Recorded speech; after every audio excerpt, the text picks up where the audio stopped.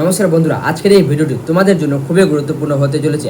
কারণ আজকের এই ভিডিওতে আমি দ্বাদশ শ্রেণীর ভূগোল বিষয়ের যে ইউনিট 1 চ্যাপ্টারটি রয়েছে সেখান থেকে আমি তোমাদের মাত্র 25টি প্রশ্ন তোমাদের বাছাই করে আমি একটি সাজেশন দিয়েছি।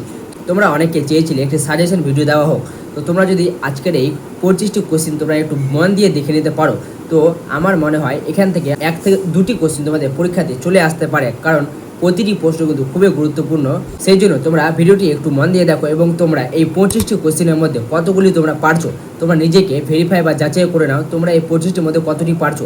এবং তোমরা এই ভিডিওর শেষে অবশ্যই কমেন্টে জানাবে এবং আমি এর পিডিএফ আমি কোথায় দিব সেটাও তোমরা জানতে পারবে এই ভিডিওর মধ্যে। তো তোমরা ভিডিওটি একটু মন দিয়ে দেখো, কারণ বলা যায় না কোন কোশ্চেন তোমাদের পরীক্ষায় চলে আসতে পারে। তো চলো আমরা শুরু করি।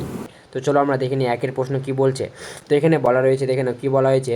মহাদেশীয় সঞ্চালন তত্ত্বের প্রবক্তাকে Arthur Holmes, Alfred Wegener, Harry Hess না এডমন্ড হ্যালি?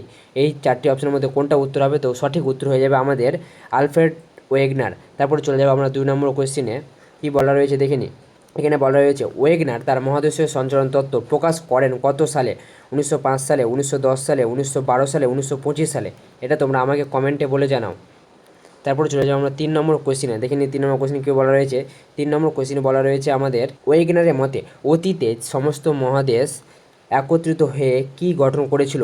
এটা কি? ওটা উত্তর হয়ে যাবে আমাদের প্যানজিয়া।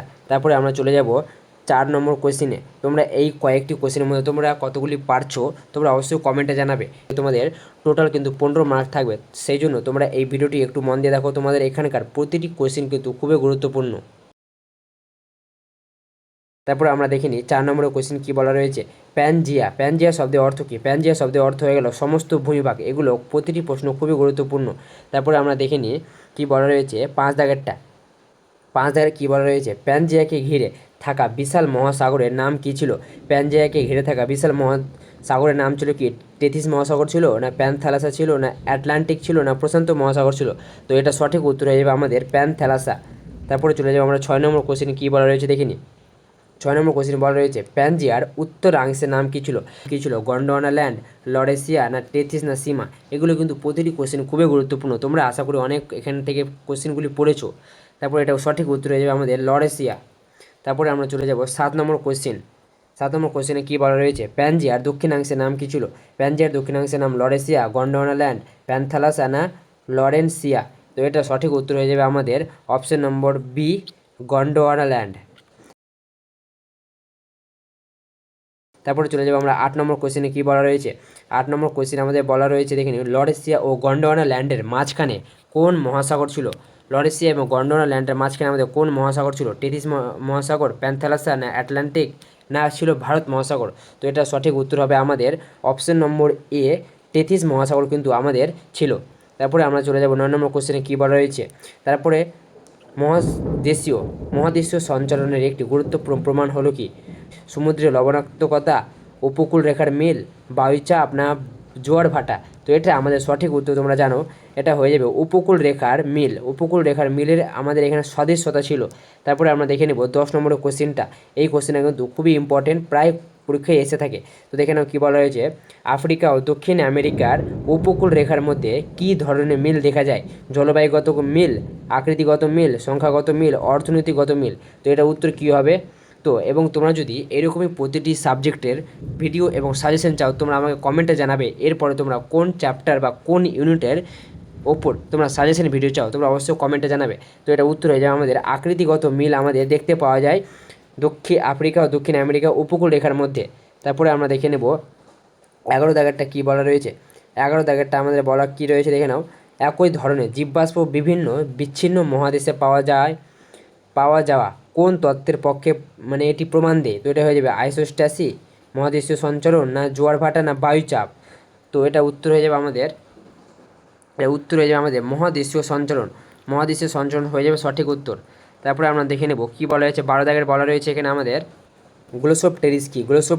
গ্লোসোপটেরিস হলো আমাদের একটি শিলা, একটি জীবাশ্ম উদ্ভিদ, না একটি হিমবাহ, এবং না একটি মহাসাগর? তো এটা উত্তরে জানো, তোমরা অনেকে জানো, এটা হয়ে যাবে একটি জীববাষ্প উদ্ভিদ।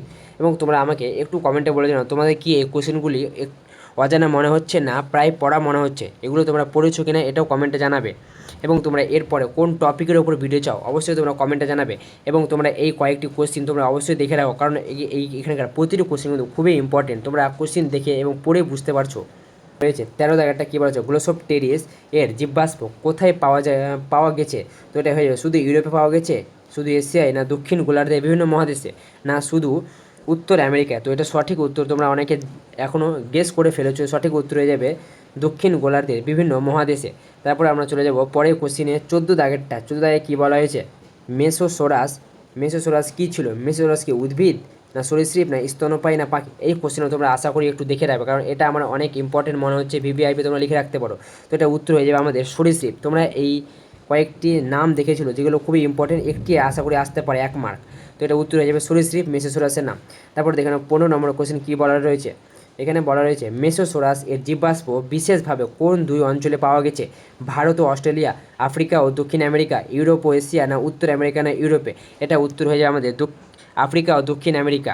এবং তোমরা যারা আমার হোয়াটসঅ্যাপ চ্যানেলে এখনও জয়েন হয়নি, তোমরা আমার ডিসক্রিপশনে দেখবে লিঙ্ক দেওয়া রয়েছে, তোমরা সেখানে জয়েন হয়ে যাও। সেখানে আমি এই পিডিএফটা আমি সেখানে দিয়ে দিব, তোমরা ওখান থেকে সরাসরি নিয়ে নেবে এবং তোমরা ওখান থেকে সরাসরি রিভাইজ করতে পারবে। এই পিডিএফটা আমি এই ভিডিওর শেষে দিয়ে দিব। তারপরে দেখে নিই আমরা পর্বত শ্রেণীর ধারাবাহিকতা মহাদেশীয় সঞ্চরণ তত্ত্বের কোন ধরনের প্রমাণ দেয়। জীবাশ্মগত, ভূতাত্ত্বিকগত, জলবায়ুগত, না জ্যোতির্বৈজ্ঞানিক। তো এটা উত্তর হয়ে যাবে আমাদের ভূতাত্ত্বিক। তারপরে দেখে নেব আমরা কী বলা রয়েছে এখানে। 17 দাগের কোশ্চেনটা, একই ধরনের শিলা ভূতাত্ত্বিক গঠন বিভিন্ন মহাদেশে পাওয়া যায় কি নির্দেশ করে। এটা হয়ে যাবে সঠিক উত্তর হয়ে যাবে আমাদের অপশন নম্বর এ। মহাদেশগুলি একই সময় মানে এক সময় সংযুক্ত ছিল, মানে মহাদেশগুলি এক সময় এক জায়গায় সংযুক্ত ছিল, পরে প্যানজিয়া ও প্যান্থেলাসের রূপে বিভক্ত হয়ে তারা বিভিন্ন জায়গায় ছিটিয়ে পড়ে। তারপরে দেখে নাও 18 দাগের কী বলা রয়েছে, হিমবাহের চিহ্ন মহাদেশীয় সঞ্চরণে কোন প্রমাণের সঙ্গে সম্পর্কিত। তো এটা উত্তর হয়ে যাবে জলবায়ুগত প্রমাণ। তারপর আমরা দেখে নেব 19 দাগের কোশ্চিন। এই কোশ্চেনগুলো খুবই ইম্পর্টেন্ট, তোমরা একটুকু কোশ্চিন মিস করবে না। তারপরে দেখে নেব 19-এ কী বলা হয়েছে, ওয়েগনারের মতে মহাদেশীয়গুলি কোনটির ওপর দিয়ে সঞ্চরণ করছিল। ওয়েগনারের মতে মহাদেশগুলি কোনটির ওপর দিয়ে সঞ্চরণ করছিল, এটা তোমরা আমাকে একটু কমেন্টে বলে জানাও। তোমাদের যে দুটি কোশ্চেন আমি তোমাদের কমেন্টে জানাতে বললাম, তোমরা অবশ্যই কমেন্টে জানাবে, দেখি তোমরা কতটি পারছো। তারপর আমরা দেখে নেব 20 দাগের কোশ্চেন কী বলা রয়েছে, ওয়েগনার মহাদেশীয় সঞ্চরণের জন্য প্রধানত কোন শক্তির কথা বলেছিলেন। এটা হয়ে যাবে, এটা উত্তর সঠিক উত্তর তোমরা অনেকে গেস করে ফেলেছো। সঠিক উত্তর হয়ে যাবে আমাদের অপশন নম্বর এ, জোয়ার ভাটা ও মেরু পরিবর্তনজনিত শক্তি। তারপর আমরা চলে যাব 21 নম্বর কোশ্চেন কী বলা রয়েছে। এটা কিন্তু খুবই ইম্পর্টেন্ট কোশ্চেন। ওয়েগনারের তত্ত্বের প্রধান দুর্বলতা কী ছিল। তো এটা প্রধান দুর্বলতা ছিল আমাদের অপশন নম্বর সঠিক উত্তর বি, সঞ্চালনের উপযুক্ত শিলার সন্তোষজনক ব্যাখ্যা দিতে না পারা। তারপরে চলে যাবো আমরা 22 নম্বর কোশ্চেন কী বলা রয়েছে। এটা হয়ে যাবে ওয়েগনারের তত্ত্বকে পরিবর্তনকালে কোন ধারণা আরও শক্তিশালী করে। তো এটা উত্তর হয়ে যাবে আমাদের অপশন নম্বর এ, প্লেট ট্যাকটনিক্স তত্ত্বটি। তারপরে দেখে নেব 23 নম্বর কোশ্চেনটা, মহাদেশীয় সঞ্চরণ তত্ত্বের ক্ষেত্রে ফিটিং বলতে কী বোঝায়। মহাদেশীয় সঞ্চরণ তত্ত্বে ফিটিং বলতে বোঝায় অপশন নম্বর বি, বিচ্ছিন্ন মহাদেশের উপকূল রেখার পারস্পরিক মিল। তারপরে আমরা চলে যাব 24 নম্বর কোশ্চেনে কী বলা রয়েছে, কোনটি মহাদেশীয় সঞ্চরণের পক্ষে জীববাষ্পগত প্রমাণ, সেটা হলো গ্লোসোপটেরিস। তারপরে আমরা চলে যাই 25 নম্বর কোশ্চেন কী বলা রয়েছে, মহাদেশীয় সঞ্চরণ তত্ত্বের মূল বক্তব্য কী। এটা কিন্তু খুবই ইম্পর্টেন্ট কোশ্চেন। এটা সঠিক উত্তর হয়ে যাবে আমাদের অপশন নম্বর বি, মহাদেশগুলি অতীতে একত্রিত ছিল এবং পরে পরস্পর থেকে সরে গেছে, যেটা আমি তোমাদের বললাম প্যানজিয়া ও প্যান্থেলাসের রূপে। তারপর তোমরা যদি এই এতদূর পর্যন্ত ভিডিওটি দেখে থাকো এবং তোমার যদি এরকম ভিডিও যদি ভালো লাগে এবং তোমরা এরপরে কোন টপিকের উপর ভিডিও চাও সেটা তোমরা অবশ্যই কমেন্টে জানাবে। এবং তোমরা আমার হোয়াটসঅ্যাপ চ্যানেলে এখনই জয়েন হয়ে যাও, আমার ডিসক্রিপশনে লিঙ্ক দেওয়া রয়েছে, তোমরা সেখান থেকে এই সমস্ত ইম্পর্টেন্ট এর পিডিএফ তোমাদের আমি সেখানে দিয়ে দেবো। তোমরা ওখান থেকে অবশ্যই এই পিডিএফটি কালেক্ট করে নেবে। এবং তোমরা যদি আমার চ্যানেল নতুন হয়ে থাকো অবশ্যই সাবস্ক্রাইব করে নাও আমার এই চ্যানেল জিও প্র্যাকটিক্যাল। তো দেখা হচ্ছে পরের ভিডিওতে, ধন্যবাদ।